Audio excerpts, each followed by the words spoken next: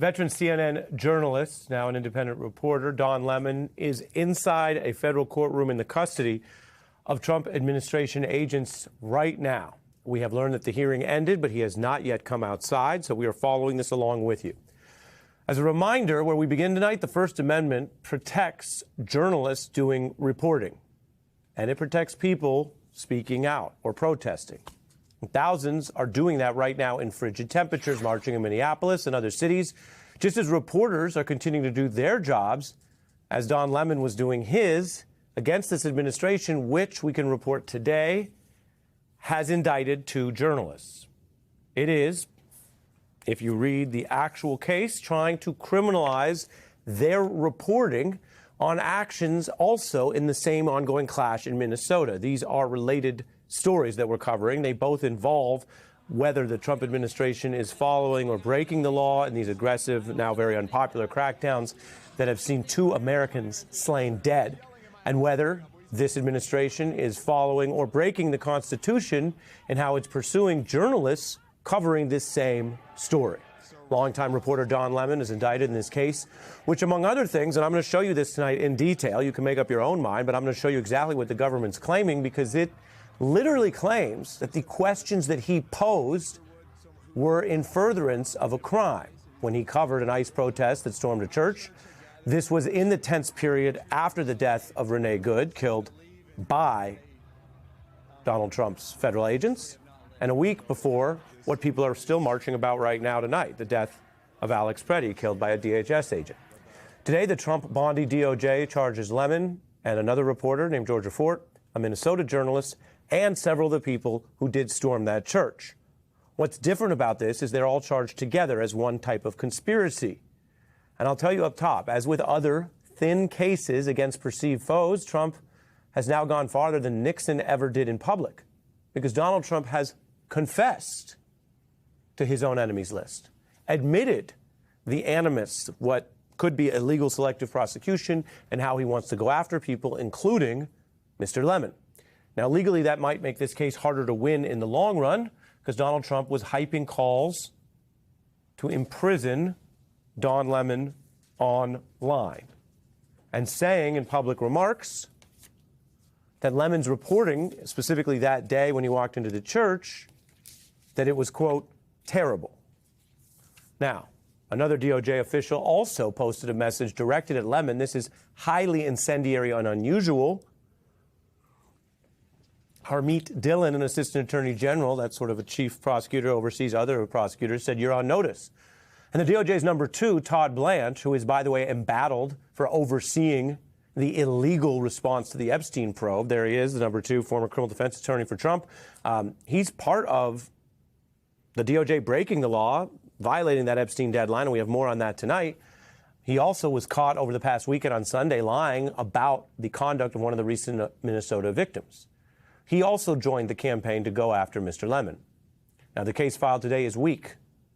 And we know that it's weak because 2 independent judges already rejected it, meaning the outlines of this case, what we understand to be an effort to say that Mr. Lemon and the other reporter broke the law by covering some of what was happening in Minnesota, including what may have been a trespassing or illegal action of other people into that church area.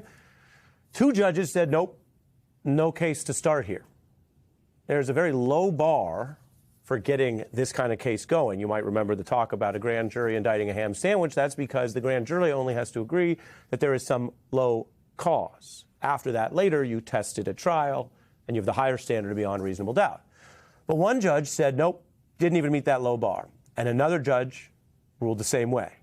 So this federal judge rejected it, as did an appeals court. And we believe, according to new reporting, that more than one career prosecutor, that's the nonpartisan folks who just follow the evidence at DOJ, more than one in Minnesota and then in L.A., refused to be involved in this case.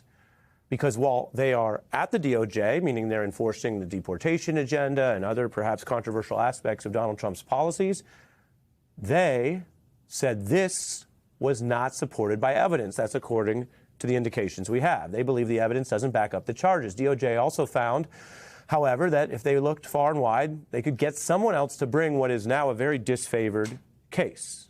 I can tell you, because you know I host this program, but I'm also a lawyer and chief legal correspondent here, we cover a lot of cases. we almost never see federal criminal cases start with 2 rejections like this. I mean, almost never. And there are plenty of cases that are weak or that lose, but they usually start out normal because probable cause is a low standard. Before you get into what you think of Donald Trump or Mr. Lemon or any of this, whatever you think of the president or the reporters involved or the issues involved, we are still, if we are allowed to be, a nation run by laws, under the rule of law. This was a dead-end case until they kept searching and found someone to bring it. And that's what led to the federal arrest of Mr. Lemon last night in L.A. He has done, as mentioned, previous reporting in Minnesota. His lawyer said he's in L.A. to cover the Grammys this weekend, and he has now gone through this federal court hearing just today. And if he comes out and speaks to the public, we will bring you that here on MS Now. Now, Pam Bondi wanted to make sure everyone knows, as she's on social media, that this is at her direction. And you see her there saying the feds arrested Lemon, these other individuals I mentioned, Fort, who I mentioned was the other reporter, etc. Like Trump's comments, that is an unusual social media public confession which could hurt this case. It also speaks to how many people are being targeted. Targeted as enemies of the state, as enemies of Donald Trump, a concept so extreme that Pam Bondi claimed under oath before she was sworn in and became Attorney General there would be no enemies list. We have continued to update this here. And if you find yourself over the weekend discussing this or any of these cases with anyone, remember, you discuss them in isolation and any one of them could be debated. But when you look at how many different people are being subpoenaed, charged, in some cases dismissed, you see the failures on the far left, altogether, you have a very obvious pattern of political targeting. That is unlawful. 17 perceived foes and counting, many attacks. But again, legally the cases are so weak, none of these have made it to trial, let alone conviction, while several, as you see in green, have fallen apart. And so in America tonight, where there is a backlash over the killing of American citizens, where there is, as you see, all of these people gathered day after day, peacefully protesting against the violence they face from the government, they are exercising their First Amendment rights. While a journalist, 2 journalists are now indicted for exercising their First Amendment rights. The Trump DOJ made it very clear Lemon was a target. This is not a case where some local prosecutors were going through different facts and ended up with a high-profile defendant. This is an individual who is well known on CNN, who has had a back and forth with Donald Trump in the public square before, who the president, as I showed you, clearly does not like, who is also an independent journalist, meaning he's not a part of a giant company which has the same budget and law firms and money for lawyers without the corporate backing. Inside the church, during what is now at issue in this case, Lemon clearly wanted to make sure that people understood that, like many other journalists, whether it's in this country or elsewhere, who cover situations that could involve illegality, we have seen reporters across the spectrum, from here to other outlets to Fox News, go and cover curfews and protests. And after a curfew, you're not supposed to be on the street, but journalists are out on the street, right? But when you're covering the fact that people are out on the street, under American law, that doesn't make you part of the crime.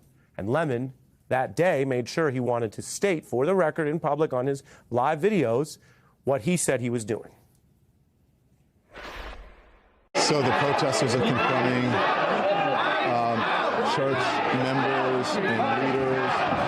They have stopped the service. A lot of people, a number of people have left. There are some who are still sitting here. Are you okay with the injustice that's happening within your city? We pray for justice every